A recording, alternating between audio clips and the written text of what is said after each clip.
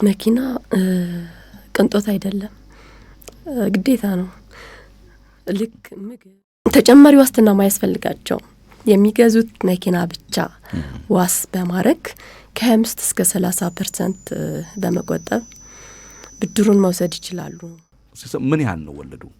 ትክክላው ከሌላው ተቋም ያው የሚለየው አንደኛው ወለዱ ነው 12.5 ነው። 12.5 ብቻ መሆኑ ሳይሆን በቀሪ ዕዳ ነው የሚታሰበው እና በተጠቀሙበት ጊዜ ለምሳሌ ለ10 አመት ሊዋዋሉ ይችላሉ። ነገር ግን በ2 አመትም በ3 አመትም ቢዘጉት የተጠቀሙበት ጊዜ ብቻ ነው ወለዱን የሚከፍሉት እና በቀሪ ዕዳ ዲክላይን እንዲያረገ የሚሄድ በቀሪ ዕዳ የሚታሰብ ወለድ ስለሆነ አብዛኛው ማህበረሰቡ ይሄን ነው ተመራጭ የሚያደርገው።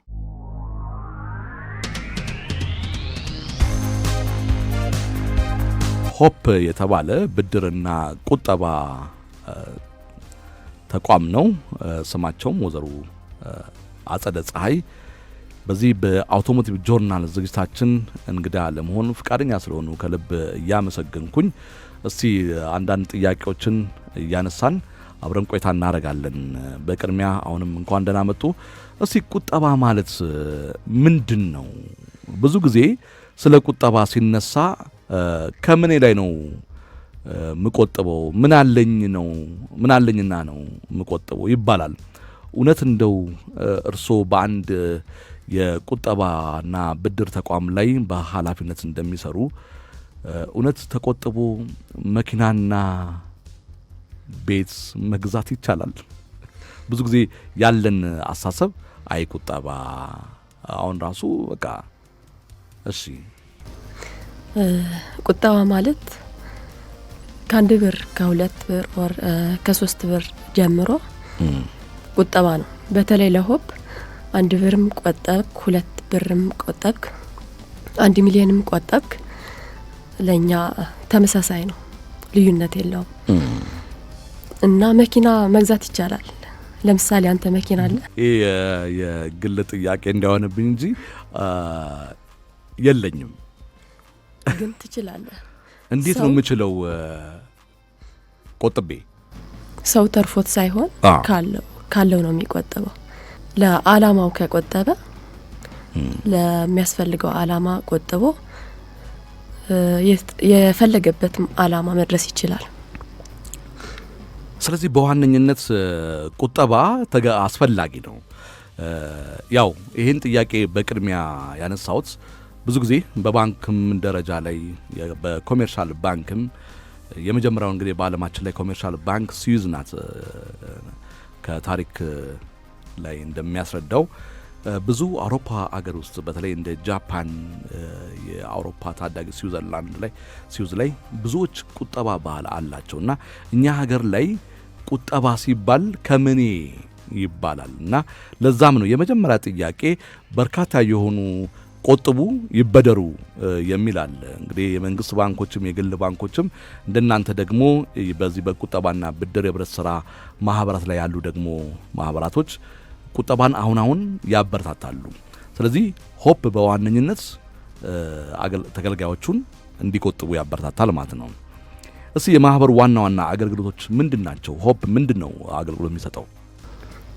ሆፕ የገንዘብ ቁጠባና ብድር የሚሰጠው አገልግሎት ዋናው ቁጠባ ነው። ሁለተኛ ብድር፣ ሌላው ሶስተኛ ስልጠናና ማማከር አገልግሎት ይሰጣል። የማህበሩ ዋና የሆፕ ቁጠባና ብድር ተቋም ዋና አገልግሎቶቹ ምንድናቸው? የማህበራችን ዋናው የምንሰጠው አገልግሎት ቅድም እንደነገርኩ የቁጠባ የብድር አገልግሎትና የስልጠናና የማማከር አገልግሎት ነው የሚሰጠው። እንደው በዚህ አጋጣሚ ያው ማህበራታችሁ የዚህ ቁጠባና ብድር አዳዲስ አባላት ለመቀላቀል ቢፈልጉ መስፈርታችሁ ምንድነው? እኛ ማህበር አዲስ አባል ለመመዝገብ ወይም አባል ለመሆን ሲፈልግ የሚያስፈልገው መስፈርት መታወቂያ 2 ጉርድ ፎቶና መመዝገቢያ 1000 መነሻ አባልነት ቁጠባ 500 እና 3 አክሲዮን 3000 በአጠቃላይ 4500 ከፍሎ አባል መሆን ይችላል። መልካም እሺ በጣም ነው ከልብ ማመሰግነው ያው የተጫዋወትን ለአድማጭ ቤተሰቦቻችንም መረጃ እየሰጠን ነው ምንቀጥለው በዋነኝነት እርሶን እዚህ እንግዳ አድርገንም ከአውቶሞቲቭ ጆርናል ዝግጅታችን ላይ በጣም በርካታ አድማጭ ቤተሰቦች በብድር መኪና ይገዛሉ በብድር የተለያዩ ለንግድ እንዲሁም ለትምህርት እንዲሁም የግዴታም ደግሞ ቁጠባ ለመኪና ብቻም አይደለም ድርጅታችሁ ከሪል ስቴት ጋር ከመኪና አስመጪዎች ጋር የስኮላርሺፕ ለሚማሩ የህፃናቶች አላቸውና ግን እኛ ጋር ተደጋጋሚ ጥያቄዎች አሉ ከመኪና ጋር ተያይዞ እንደው ሆፕ ቁጠባና ብድር እስካሁን አብዛኛው አባላትና ተበዳሪ ለምን አገልግሎት ነው የሚበደሩት ብዙ ጊዜ መረጃ ስንሰማ ተበድሬ መኪና ገዛው ነው የሚሉትና ሆፕ እንዴት ነው አብዛኛው የሆፕ አባል የተበደረው ለመኪና ቢሆንም ለሌሎች ለማህበራዊ ጉዳይ ለሀዘንም ለደስታም ለትምህርትም እና ለመኪና ግዢ ቅድም እንዳልኩ እና ለቤት ግዢ ለዚህ ተበድሯል ስፔሻሊ ደግሞ አብዛኛው ወጣት ህብረተሰብ የተበደረው ለመኪና ግዢ አገልግሎት ነው የተበደሩት እና ውጤታማም ናቸው እንዴት ነው አንዳንድ ባደጉት ሀገራቶች ላይ ሰዎች እንደዚህ አይነት ስራ ላይ የተሰማሩት በተለይ እንደዚህ የህብረት ስራ ማህበራት እንግሊዝ ናት እንግዲህ የመጀመሪያውን የህብረት ስራ ማህበራትን ለዓለማችን ያስተዋወቀችው አበድረው ዝም አይሉም አሁንም ያሉት አውሮፓውያን አሜሪካን የሚያደጉት ሀገራቶች ላይ በብድር ላይ የተሰማሩ ባንኮች እና እንደናንተም ላሉ የህብረት ስራ ማህበራቶች አበድረው ዝም አይሉም ክትትል ያደርጋሉ እናንተስ እንዴት ነው ተበዳሪያችሁን የመከታተል ገንዘቡ ምን ላይ እንደሚያውለው ያው ቀደም ኮንሰንት እናረጋለን ስላላችሁ ማለት ነው ትክክል ያው አባሉ እንዲከሰስ ወይም ሌላ ጉዳት እንዲደርሰው ወይም ተበድሮ የገዛውን ንብረት እንዲወረስ ስለማንፈልግ መንዝሊ እናስታውሳቸዋለን በስልክም በሶሻል ልክ እንደ ቴሌግራም እናስታውሳቸዋለን ምክንያቱም ይሄ ህብረት ስራ ማህበር ነው ህብረት ስራ ማህበር ደግሞ ሰው ሰርቶ ሊቀየር እንጂ ሰርቶ መውደቅ የለበትም ስለዚህ አብዛኛው ተበዳሪዎች ስኬታማ ለፈለጉት አላማ ውለው ብድራቸው እየመለሱ ይገኛል ብዙ ጊዜ የህብረት ስራ ማህበራት አንዳንዶች ይመሰገናሉ በጣም ለተበዳሪዎቻቸው የሚማረሩም ተበዳሪዎች አሉ ሆፕ እንዴት ነው ከዚህ ከወለድ ጋር በተያያዘ ብዙዎቹ የሚያነሱት እናንተ ጋር ወለዱ ጥሩ እንደሆነ ነው ምን ያህል ነው ወለዱ ትክክላው ከሌላው ተቋም ያው የሚለየው አንደኛው ወለዱ ነው 12.5 ነው ይቅርታ እንግዲህ ጉንፋን ስለያዘኝ አይግድ የለም 12.5 ብቻ መሆኑ ሳይሆን በቀሪ ዕዳ ነው የሚታሰበው እና በተጠቀሙበት ጊዜ ለምሳሌ ለ10 አመት ሊዋዋሉ ይችላሉ ነገር ግን በ2 አመትም በ3 አመትም ቢዘጉት የተጠቀሙበት ጊዜ ብቻ ነው ወለዱን የሚከፍሉት እና በቀሪ ዕዳ ዲክላይን እንዲያረገ የሚሄድ በቀሪ ዕዳ የሚታሰብ ወለድ ስለሆነ አብዛኛው ማህበረሰቡ ይሄን ነው ተመራጭ የሚያደርገው ጊዜ ማጠሩ ሌሎችም ቢኖሩ ስፔሻሊ ደግሞ ወለድ ህብረት ስራ ማህበር እስከሆነ ድረስ ወለዱ ቅናሽ ነው ወለዱ ቅናሽ ነው አባላት አሏችሁ አሁንም ደግሞ ይሄን ዝግጅት የሚያድምጡ አባል መሆን የሚፈልጉ ይኖራሉ እኔም ራሴ አባል መሆን በፈልግ እንደው የአባላቱ ልዩ ጥቅምስ ምንድነው በሆፕ የገንዘብ ቁጠባና ብድር አባል በመሆን የሚያገኙት በጣም ብዙ ጥቅም አለ ለምሳሌ ከቁጠባ ይጀምራል ሲቆጥቡ ወለዳለው ለህፃናትም የተሻለ ወለዳለው ለጊዜ ገደብ ቁጠባም የተሻለ ወለዳለው ሌላውም አክሲዮን ሲገዙ በአክሲዮናቸው ልክ ትርፍ ያገኛሉ ሌላው ሶስተኛው ብድርስ ይበደራሉ የብድር አገልግሎት ያገኛሉ ይሄን ተጠቃሚ ያደርጋቸዋል እሺ ቅድም ከስቱዲዮ ውጪ ቡና እየጠጣን ያወራን ነበረና ስለ ድርጅታችሁ አንድ ለቀልቤን የገዛው በጣም በሁሉም በሀገሬ ላይ ቢሆን የምመኘው ነገር ነበረ። ሆፕ የሚያደርገው ነገር ሲነግሩኝ የነበረውና ይሄ ነገር ከርሶም አንደበት አድማጭ ቤተሰቦቻችን ቢሰሙት መልካም ነው ብዬ ስላሰብኩኝ ዳግም ጥያቄውን አነሳለሁኝ። መደበኛ ስራችሁ ከሰኞ እስከ ቅዳሜ ድረስ እንደሆነ ነገር ግን ትልቁ ዓላማችን ህጻናቶች የቁጠባ ባህል እንዲለምዱ በጣም የተለየ ዝግጅት አለን።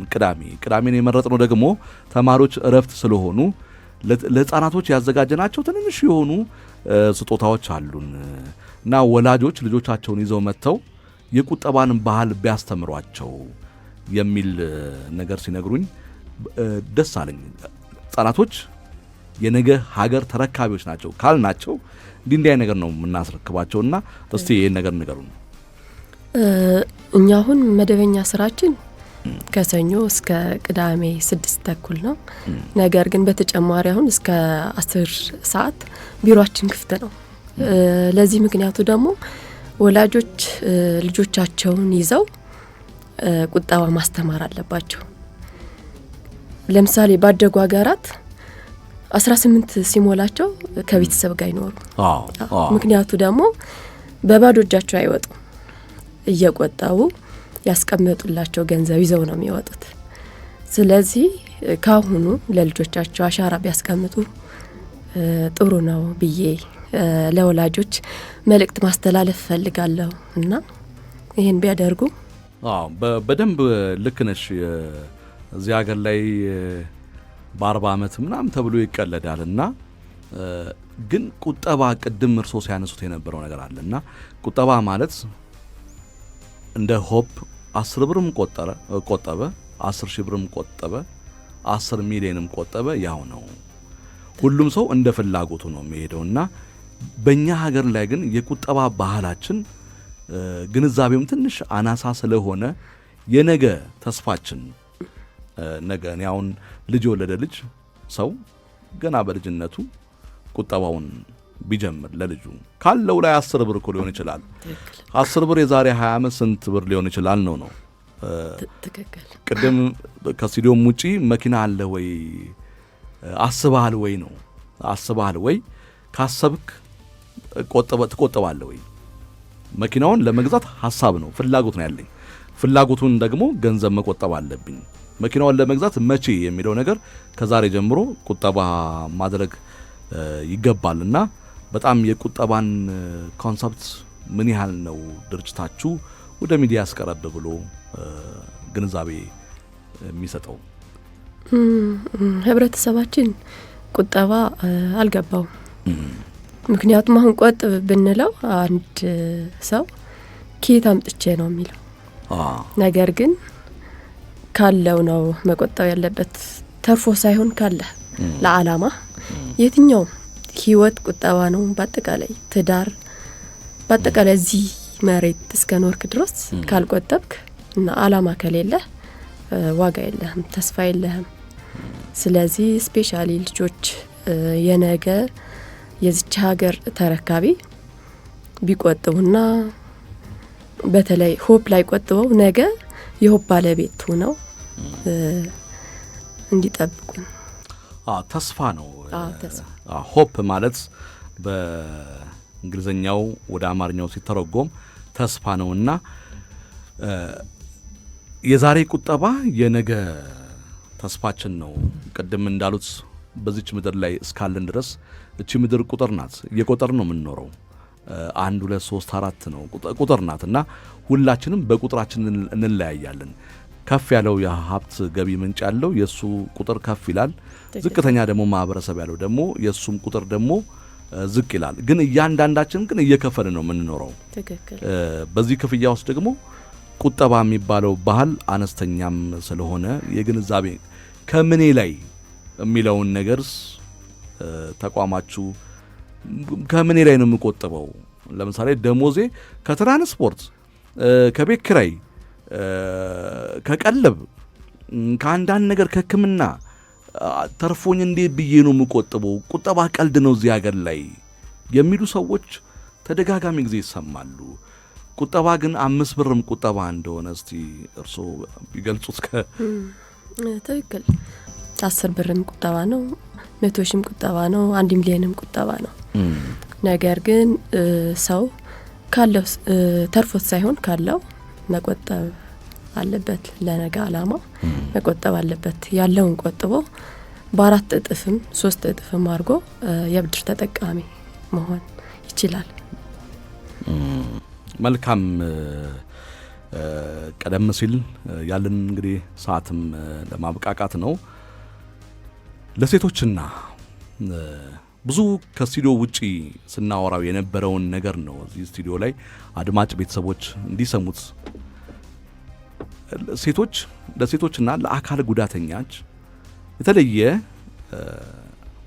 ጥቅማጥቅሞች አሉን ሲሉ ነበረና በሀገራችን ላይ በርካታ የሆኑ የኢንጂነሮች፣ የሶፍትዌር ባለሙያዎች፣ የኮምፒውተር ሳይንስ፣ የሎየሮች፣ የተለያዩ አካል ጉዳተኞች ግን በዚች ሀገር ላይ በሕክምና ላይ ያሉ በርካታ ባለሙያዎች አሉ። ለነሱ ምቹ የሆነ አይደለም መኪና ፓርኪንግም ራሱ አሁን ነው ከኮሪደር ልማቱ ጋር ተያይዘውም አንዳንድ ህንጻ የሚገነቡም ባለሀብቶች ለአካል ጉዳተኛ ምቹ የሆነ ስፍራ ያመቻቹ ያሉትና መኪና አስመጪዎች ጋር ስናወራ የመኪና አስመጪዎችም ከኛ ጋር አብረው እንዲሰሩ የሚል ነገር እያነሱልኝ ነበርና ይሄንም እስቲ ድጋሚ ለአድማጭ ቤተሰቦቻችን ጥሩሽ። በዚህ አጋጣሚ ለመኪና አስመጪዎች አብረውን እንዲሰሩ ጥሬን አስተላልፋለሁ።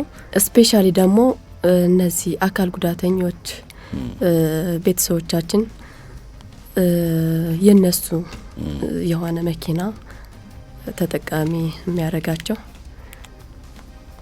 ብለን ያሰብናቸው ፕሮፖዛሎች አሉና አብረውን ቢሰሩ ተጠቃሚ ይሆናሉ። አሁን እነሱ በታክሲ መጋፋት የለባቸውም።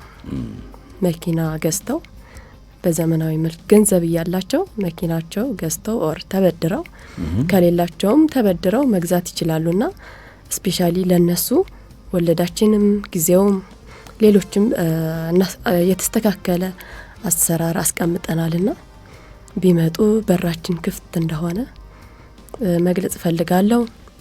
በተጨማሪም ለሴቶች እህቶቻችን ሴት ማለት ያው እናት ነች።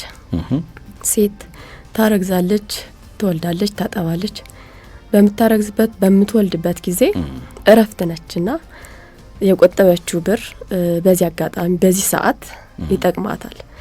ስለዚህ ለሴቶች እህቶቻችን የተሻለ ወለድ ለቁጠባቸውና ሲበደሩ ደግሞ ዝቅተኛ ወለድ እያደረግን እንገኛለን። በጣም እንዲህ አይነት ማህበራዊ ኃላፊነት ያላቸው ተቋማቶች እንደ አንድ ሚዲያ ባለሙያም በጣም ሊበረታታ የሚገባ ጉዳይ ነው። እርሷን ቀደም ሲል እንደገለጹት ሴት ትወልዳለች፣ ሴት ታጠባለች፣ ሴት የቤቱን ጉዳይ ትልቅ ኃላፊነት አለባት። በእርግጥ ብድር ሴት፣ ወንድ፣ ሕፃን፣ አዋቂ፣ ዘር፣ ሃይማኖት፣ ብሔር የለውም። ነገር ግን አንዳንዴ ቀደም ብለን የምንዘጋጅባቸው ጉዳዮች ለዛም ነው ለሴት እህቶቻችን የወሊድ ፍቃድም በየዓለማቱ እንደየወራቱ ያለውና በዛ ጊዜ እህቶቻችን አረፍ ብለው የሚፈልጉትን ነገር በራሳቸው የሚያደርጉበት ነገር ሆፕ የቁጠባና ብድር ኃላፊነቱ የተወሰነ የሥራ ህብረት ሥራ ማህበር እንደዚህ አይነት ነገር ማዘጋጀቱ በጣም ለየት ይላል። ስለዚህ አድማጭ ቤተሰቦቻችን በተለይ ሴት እህቶቻችን ይህ መልእክት ለእናንተ ነውና ከወዲሁ መዘጋጀት ያስፈልጋል። ሌላም ለአካል ጉዳተኛም ብለው ከመኪና ሽያጭ ጋር የተሰማሩ ባለሀብቶች፣ ነጋዴዎች ወደ ሆፕ የገንዘብና ቁጠባና ብድር ህብረት ሥራ ማህበር ጎራ በማለት አድራሻችሁን፣ ቢሮአችሁን፣ ስልክ ቁጥርም ካለ በዚህ አጋጣሚ እንዲደወል ወደ እናንተ ቢሮ መምጣት የሚፈልጉ ሰዎች ካሉ በእርሷ አንደበት ሲገለጽ። አድራሻችን ፒያሳ ጊዮርጊስ ቤተክርስቲያን ከፍ ብሎ ወደ አዲስ ገበያ በሚወስደው መንገድ የአዲስ አበባ ሜዲካል ኮሌጅ ፊት ለፊት ያለው ህንጻ ካፒታል ህንጻ ይባላል። ሁለተኛ ፎቅ ቢሮ ቁጥር 207 ፍርድ ቤቱ አጠገብ። ስልክ ቁጥራችን 01 11 28 0505 0995 50 10 10 0994 00 10 10 ይደውሉ፣ ይቆጥቡ፣ ይበደሩ። በጣም ነው ከልብ የምናመሰግነው። እኛም እንግዲህ ቁጠባና እናበረታታለን። አንድ ጥያቄ ግን ቀደም ሲል ማለት ነው እሱንም አንስተነዋል። መኪና ቅንጦት ነው ብለው ያስባሉ እርሶ? መኪና ቅንጦት አይደለም፣ ግዴታ ነው። ልክ ምግብ አሁን ግዴታ ነው መኪና? አዎ፣ በአሁኑ ጊዜ በጣም ግዴታ ነው። የሰማሽ ነው ያለም ስራ? እሺ፣ ግዴታ ነው። ግዴታ እስከሆነ ድረስ ደግሞ መግዛትም ይቻላል። በጣም ቀላል ነው። በመቆጠብ መግዛትም ይቻላል። ምንድነው ወይዘሪት አጸደ ፀሐይ የሆፕ ገንዘብና ቁጠባ ብድር ህብረት ስራ ማህበር ዋና ስራ አስኪያጅ ናቸው። ነገሩ ቀላል ነው። አዎ፣ እኔ ደግመዋለሁ። ይህ ንግግርን እኔ ደግመዋለሁ። አንድ ነገር ዛሬ የሚከብደው የዛሬ መክበድ የነገ ቅለት ነው። ማሰቡ ነው የሚከብደው። በነገራችን ላይ አንድን ነገር ማሰብ ነው። ከዛ በኋላ መጨረስ ነው የሚከብደው፣ መወሰን ነው የሚከብደው እንጂ አጀማመራችን ሁሉም ነገር ቀላል ነው። ብዙ ጊዜ እኮ እንቆጥባለን ብለን የሆነ ቤታችን ትንሽ የባንክ አድርገን እናስቀምጣለን። ያ ደግሞ የሆነ ባንክ ላይ ደግሞ አሁንማ መቆጠብ አለብኝ ብለን እንነሳለን። በዚህ ወርማ ጂም ሰራለሁ ብለን እንሄዳለን። ግን መቀጠልና መወሰን ላይ ነው ችግሩ። የእርሶ ንግግርን እኔ ስደግመው ማለት ነው በገባኝ ልክ አዎ ቀላል ነው። አንዳንድ አድማጮች ምን አይነት ቀልድ ነው በዚህ ኑሮ ውድነት እንዴት ተብሎ በምን ምክንያት የሚል ጥያቄ ይነሳል። የፋይናንስ ባለሙያዎች ተደጋጋሚ ጊዜ ያነሱታል። የዛሬን ኑሮ የነገን ማሰብ ነው። የነገን ማሰብ ዛሬ ላይ የነገን ለመኖር ዛሬ ላይ ማሰብ ነው ይላሉና 10 ብርም ነው። አሁን የገንዘቡን መጠን እርሷ አልጠቀሱትም። 10 ብር ይቆጥቡ፣ ጊዜንም አልወሰኑ። ነገ መግዛት ትችላለህ ብለው በደመናን ጨብጥ የሚልም ንግግርም አልተናገሩም እርሶና መኪናዋን ለመግዛት የዛሬ 5 ዓመት 10 ዓመት ሊሆን ይችላል ፍላጎቱ ካለ ከተወሰነ ነው። እሺ፣ በጣም እንደው በዚህ አጋጣሚ ስለ ሆፕ ስኬታማ ስራ ነው። በጣም በዚህ ሆፕ ከተቋቋመ ጀምሮ በጣም ስኬታማ ነው ስራ ሰርተናል ብላችሁ የምታስቡት ወይም ደግሞ በሪፖርት ደረጃ ላይ ይህ ስኬታችን ነው የምትሉት ነገር ካለ ይንገሩን። ስኬታችን የብዙ ማህበረሰብ ኢኮኖሚያዊ፣ ማህበራዊ ችግሮች ፈተናል።